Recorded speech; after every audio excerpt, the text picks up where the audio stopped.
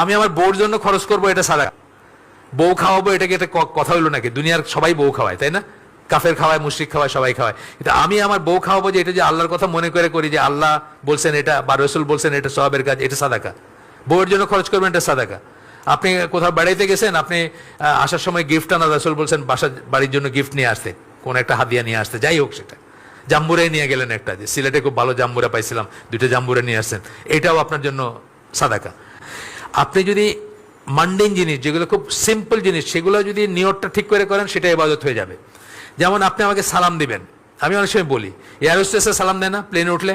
আপনারা বড় বড় ফ্লাইটগুলো, হজের ফ্লাইটে যারা গেছে, সালাম আলাইকুম, সালাম আলাইকুম, সালাম আলাইকুম, সালাম আলাইকুম করতেছে, এরকম মিনিংলেস সালাম, এর সালাম মিনও করতেছে না, সে ঠিক মতো কইতেছে না সেটা। কিন্তু আমি যখন আপনার দিকে তাকায়া, আপনি আমার নেইবার, সকালবেলা হাইসা কইলাম আসসালামু আলাইকুম রহমতুল্লাহ বারাকাতু, আমি যদি আল্লাহ সন্তুষ্টির জন্য করে থাকি, আমার এটা কিন্তু ইবাদত। তো আপনি যখন নিয়তটা ঠিক করবেন, তখন দুনিয়ার অনেক মান্ডেন জিনিস কিন্তু আপনার জন্য ইবাদতে পরিণত হবে। এইটাই বলতেছেন, এই কথাটার মানে কিন্তু এইটা। আল্লাহকে সন্তুষ্ট রাখার স্বার্থেই তার সকল কর্মকাণ্ড পরিচালিত হয়, সকল কর্মকাণ্ড। এবং এইসব জিনিসগুলো কি জাগতিক কর্মকাণ্ড, কিন্তু যে কটা বললাম সব জাগতিক। কিন্তু নেইবারকে সালাম করলেন, উইশ করলেন, ওই যে আমি কই আমার লিফটে সালাম করে হিন্দুরা, খুব লম্বা সালাম দেয়, এটা কি দুনিয়াবি একটা কাজ করতেছে সে? আর আমি যখন সালাম দিই, এটা দুনিয়াবি কাজ হতে পারে, আমার ইবাদত হতে পারে, আমার নিয়তটা কি তার উপর ডিপেন্ড করবে। আর গেল দ্বিতীয় অংশ, যেটা ওয়াশহাদু আন্না মুহাম্মাদান আবদুহু ওয়া রাসূলুহু, সেই অংশের কথা বলতেছেন।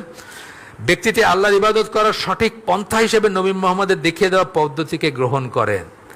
ইবাদত যে করবেন, এটার পন্থাটা কি, কিভাবে করবেন, এই হিসাবে রাসূলের দেখায় দেওয়া পদ্ধতিকে আপনি গ্রহণ করতেছেন। যখন আপনি বলতেছেন ওয়াশহাদু আন্না মুহাম্মাদান আবদুহু ওয়া রাসূলুহু, ইবাদত কবুলের শর্ত আমরা জানি 2টা, দোয়া কবুলের শর্ত জানি আমরা 3টা, ইবাদত কবুলের শর্ত জানি 2টা। দোয়া কবুলে আবার হালাল ইসের আসে, আর ইবাদত হালাল রুজি ইসের ব্যাপার আসে।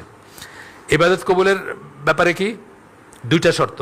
প্রথমটা হলো কেবলমাত্র আল্লাহর জন্য হইতে হবে, 1 মাইক্রন অন্য কারোর জন্য হইতে পারবে না, ইভেন রাসূল সাল্লাল্লাহু আলাইহি ওয়াসাল্লামের জন্য না, কারো জন্য না, ইবাদতের ব্যাপার।